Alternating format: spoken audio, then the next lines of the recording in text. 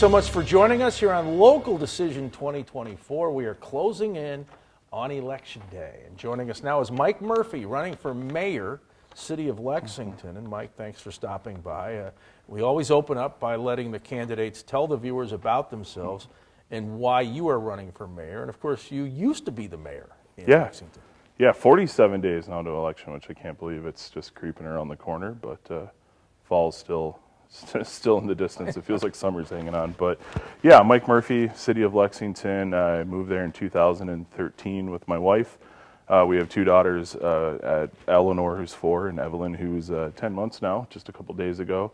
So we're a young family, and been there since 2013. And I ran for city council in 2016. Actually, funny enough, as a write-in candidate.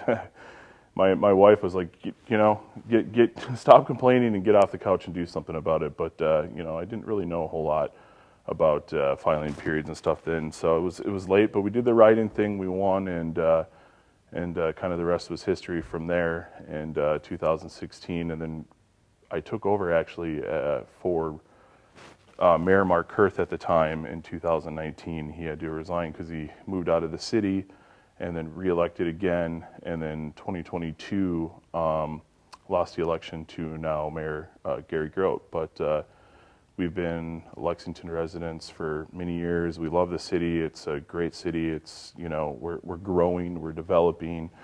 I think we're in a really good position, and we just love this, love the community. So your resume says mayor, council member. You ran for governor, state of Minnesota, not too long ago. How does all that help you as you try to get back into the mayor's chair? Well, look, 2022 was a close election. It was 8 votes, and that's how close elections can be. I'm surprised it wasn't closer than that. Gary was the fire chief for the city for many years, so I mean, definitely had the name recognition and everything surrounding that. And I hold no, animosity towards him or anything for it. I mean, that's politics. That's the way it works, right? But our city has a lot of issues coming up, especially we have this Blaine Lexington water lawsuit, which is going to trial in January. I have many years of knowledge and experience surrounding that I know that I can bring to the table, help negotiate, perhaps during the trial, and try to find a resolution so this thing doesn't cost the taxpayers of our communities, especially Blaine and Lexington, several hundred thousands of dollars to resolve in the courtroom. So that's a really big issue that we need to get resolved and fixed, because, my residents in Lexington deserve, clean drinking water, and we deserve, the same rights as everybody else does. And it's an age-old issue that goes back many years with our shared water infrastructure, but that has to get resolved.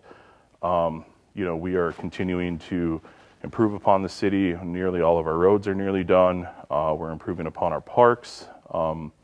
I did not mention, I'm sorry, but back in May of this year, I did get reappointed back to the council. I filled the vacancy for then council member Diane Harris. So I was asked to come back, so that's been a great honor to come back to the city. So I'm talking about current things now.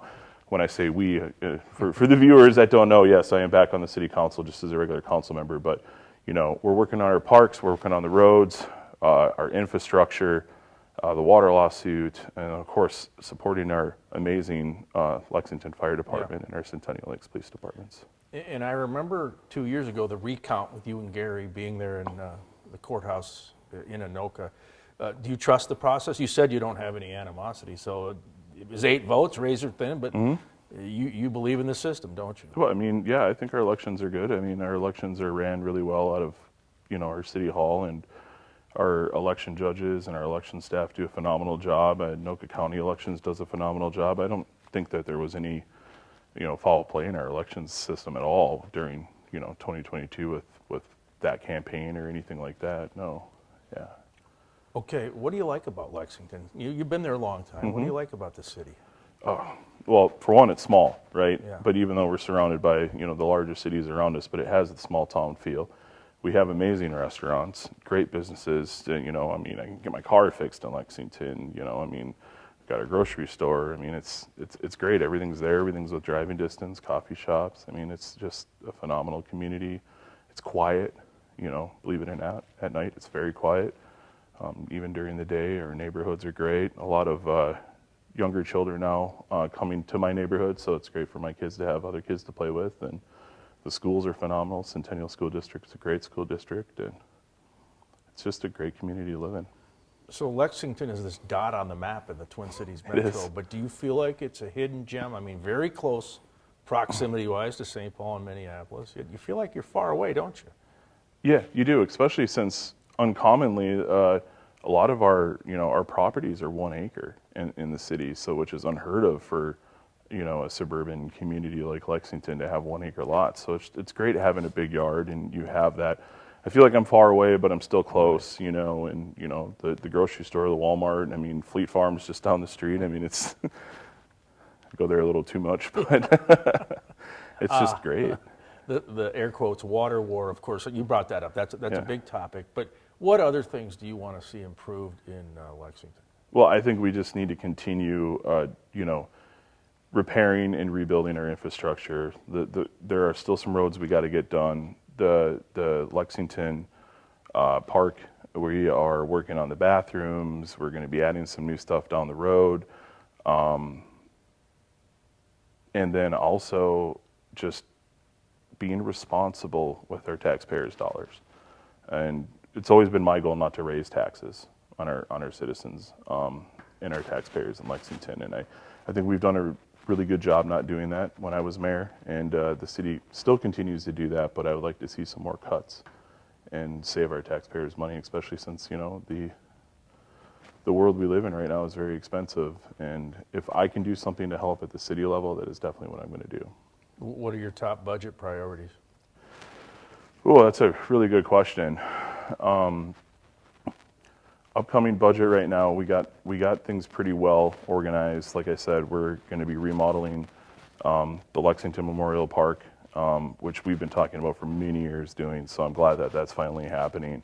But other than that, budgeting wise, I don't want us to spend any more money. I think that we just need to be responsible with what we have, save the money that we do have, so that way we can use it for future investments down the road. I mean, in reality, like, our community really has everything that we need right now.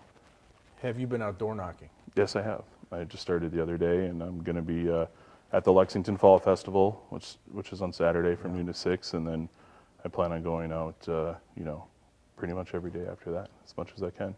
Top 2 or 3 things you're hearing from the residents face to face? Taxes, expenses, really. I mean, that's really, really it. I mean, our residents, they don't want to pay more than they have to. They want responsible government, and they obviously want a safe community, which we're providing right now, and we can continue to grow upon that. The fire chief is asking to have a duty station during the day, which is great. That means we're going to have better response time from the fire department during incidents where the fire department is needed. The police department, we're doing well. We're fully staffed there, so the community is safe there as well. Our response times are phenomenal. DUIs, everything else like that is down.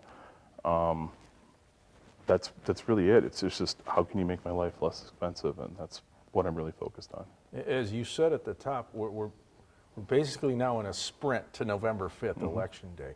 As somebody who's running for mayor, do things get even more crazier for you? Are you all about, I got to dot the I's, cross the T's, or is it just, since you've done this before, do you have kind of an MO of what it's going to be the next few days and months? Yeah, I'm just going to go out, do my door knocking, talk to the community. I'm going to be, I don't have a date yet, but I'm getting it set up. I'm going to have a meet and greet set up at either the Boulevard or at Cowboys, one of the 2 locations, or I might do both. Invite the community out, just to have a town hall type of session. I want people to talk to me. Nothing's off the table, right? Everything's fair game, and that's the way it should be with our elected officials. We need honesty and transparency, and we need people in office that are actually going to respect the constituents and listen to their needs. But I'm just going to go with the flow. I'm going to keep my head down and keep knocking on those doors and talking to the residents, and that's what wins elections, is the doors. Do you have any priorities that you would get right after if you're on the council? Nothing in particular, no. And I think that's the best way to govern, is not to go in with a big mission. Besides the water issue, I think that's the only thing that we really need to focus on right now as a city. Go back to when you started in politics to where you are now. What have you learned? It's a dog-eat-dog world, that's definitely for sure. I mean, politics isn't easy, and I don't want to consider myself a politician. I got involved because I wanted to help out, right? Right. Originally, I wanted to start my career out in law enforcement, but I had a back injury early on. I couldn't continue doing that.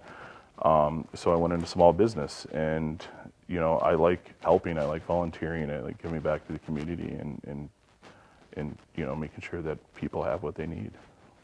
I've heard some of our candidates say they want to see more people in person at the council meetings. Where do you land on that? Yes, please, pack City Hall, get involved. I mean, I do like a good, quick, fast meeting, don't get me wrong. Yeah, We all have yeah. busy lives, and we're all residents of the community too as well, and it's a part-time position for us, you know. Yeah.